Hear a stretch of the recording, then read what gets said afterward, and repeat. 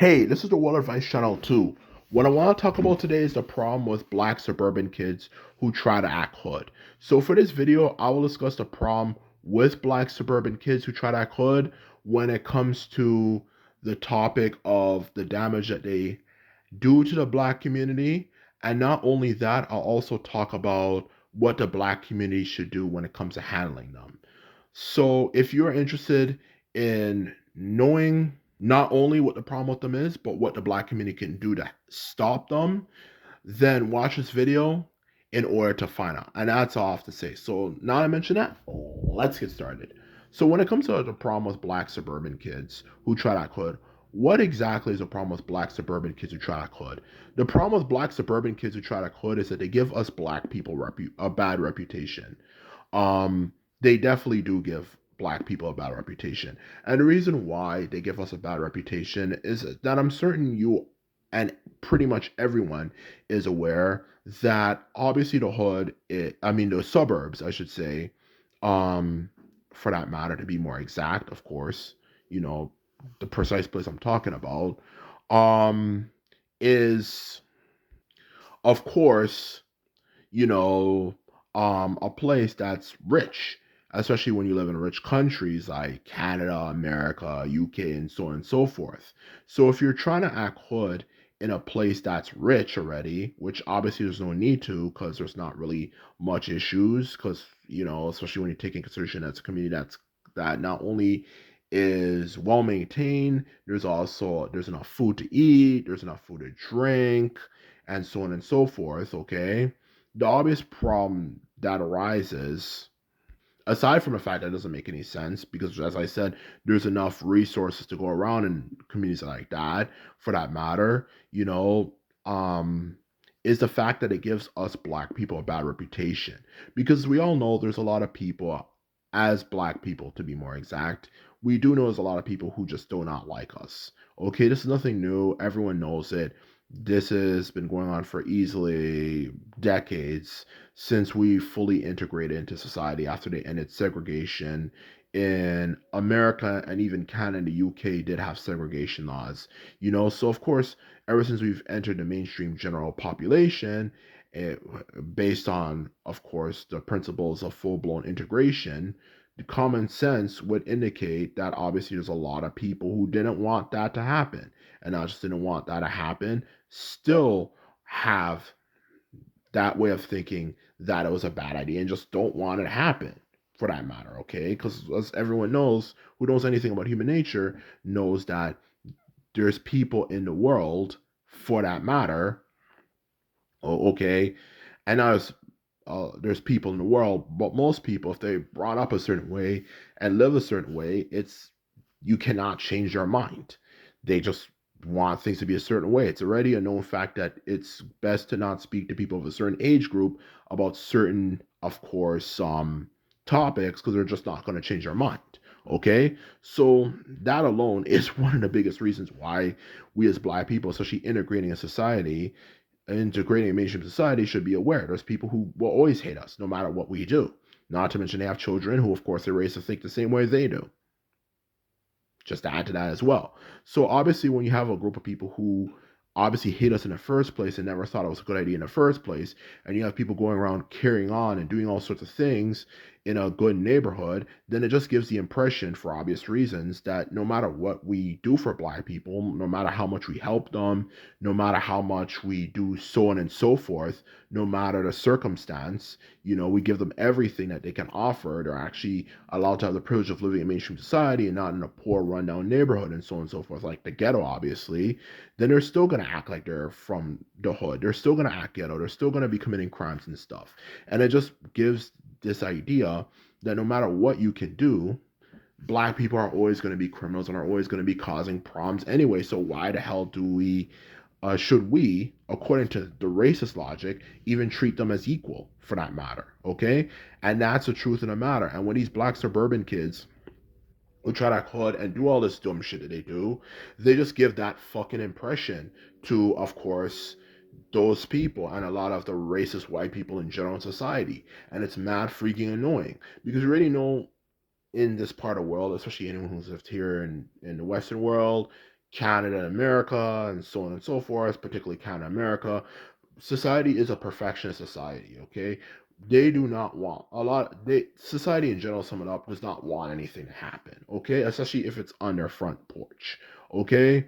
That's the truth about society in general. Society doesn't want anything to fucking happen, for that matter, to put it bluntly, okay? And the smallest perceived inconvenience gets people very irritated and angry. We live in a society where people are going ballistic if they can't get their freaking cup of coffee on time, or there's a somewhat of an inconvenience that not only prevents them from getting coffee, but even any other thing for that matter. People go ballistic for not being able to get their freaking lunch. That's the society we live in the West, specifically here in North America, okay? So when you have people going around causing problems and shooting up the place, and obviously not only, of course, the issue of the threat of danger and all that sort of stuff, for that matter, that of course comes along with it, and of course the inconvenience of people getting in drive-bys, which of course can cause traffic jams and stuff because the police have to investigate the place and of course remove the car, so on and so forth, all that type of shit, you know, the truth of the matter is it's definitely something that can turn the population against you. It doesn't matter if it's a very small portion of the population, as long as it's a decent amount, like even like a few dozen people causing problems, especially in a good neighborhood, as I was getting at for this video, then it can make the public start turning on you. It's already known fact that, even aside from the fact of the society we live in, where that's extremely obsessed with perfection in terms of efficiency, um, and effectiveness, it's already known fact that even aside from that, like I was saying before, white people in general, it doesn't take much for them to start stereotyping you. Look at how much they looked up to Muslims in the past, or they thought very highly of Muslims slash Arabs, and just like one thing happened overnight that only killed like 2,000 people, or at least close to 2,000 people, and they literally made an assumption about over a billion Muslims, even at the time, because obviously the world population has increased since then.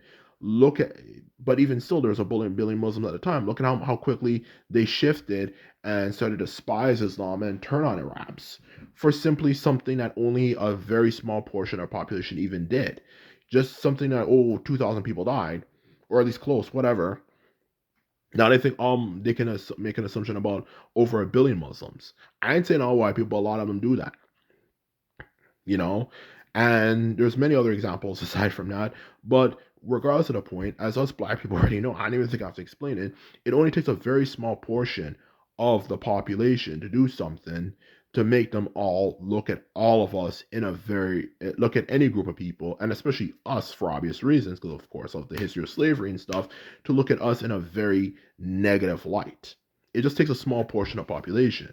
And specifically, if it's a good neighborhood, then obviously it's going to get more attention because that's where mainstream society lives. If it's at least in a bad neighborhood or a ghetto neighborhood, that's whatever you like to say, that's at least kind of isolated and distant from mainstream society, then of course, it's of course not going to have as much of a dramatic statement because it's kind of more a case of it's out of sight, out of mind. But if you're doing, or I should say, causing problems in mainstream society, even if it's a very small portion, then it brings heat on us. And that's the truth of the black community. We need to really take a stand against these people because we can't live life like this. And that brings me to my second point, okay? Is that us black people, we're going to have to stop really making excuses for this type of shit, okay? We already have a situation with us where not only are most of our countries, not even most, literally all of our countries, just about, um, that is full of black people are poor. We as a whole, as a community in general, have been through a lot. And to think that for the first time we have the ability to actually improve our lives and do well, we're getting a bad reputation because of a small portion of people who don't even have to do the things that they do, because a lot of themselves live in full-size houses even, or even mansions for that matter, and they're still trying to act like from the hood. As a result of that, we need to stop making excuses for them. Some people say they're lost, they're empty because they don't know what to do, and it's not. Then find a hobby. What, you live in the suburbs and you tell me you can't find a hobby to do to kind of fill up the empty void in your life? You can't find a hobby, and that's what people who always make excuses for suburban black kids who act like they're from the hood always make the excuse, oh well, they're lost, all they do is spend time watching rap music videos, they have everything that they want, so they feel empty. But what the hell does that mean?